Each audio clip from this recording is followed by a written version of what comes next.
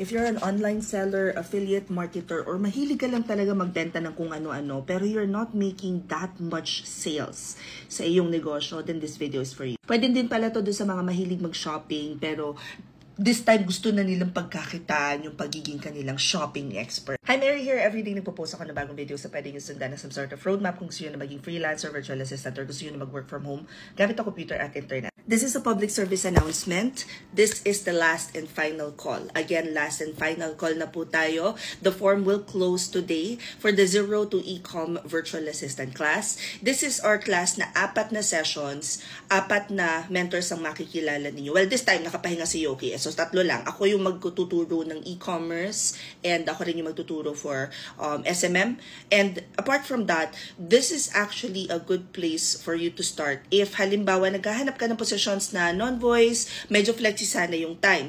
Or halimbawa, sabi ko kanina, kung ikaw ay online seller, no matter what platform you use to sell, and you're not making that much sales, so you wanna navigate around yung same market, but you want to be able to make an impact sa business ni client mo, or gusto mo lang talagang baguhin yung buhay mo through online selling. Kung nakikita nyo yung success ng Brilliant Skin, or napapansin nyo parang lahat na lang yata ng content creators or influencers, nagbebenta na rin ng produkto nila. That is because the landscape for e-commerce has drastically changed. While maganda yung may mga brick and mortar, may mga pwesto talaga kayo, isa sa pinakamalaking overhead expense ng kahit na anong negosyo is yung pwesto. So more people are now thinking about or probably already started planning yung kanilang online selling pero home-based lang. Ganon din guys sa ibang bansa.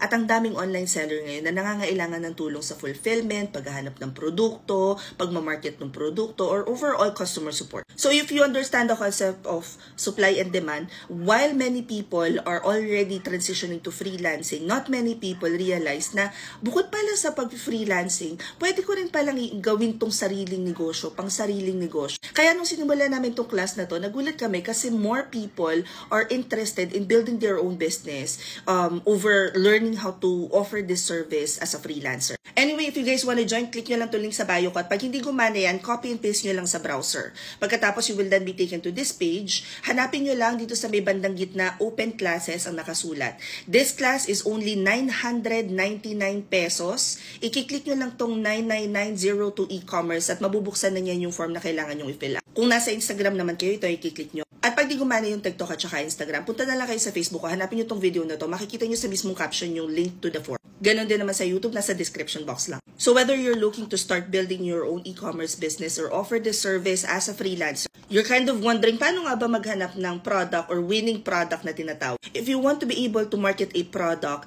and make sure that the customers remember to go back to you, or gusto mo lang matutunan paano nga ba mag-convert ng sales, then this class is for you. And again, the class is closing today kasi start na siya tomorrow.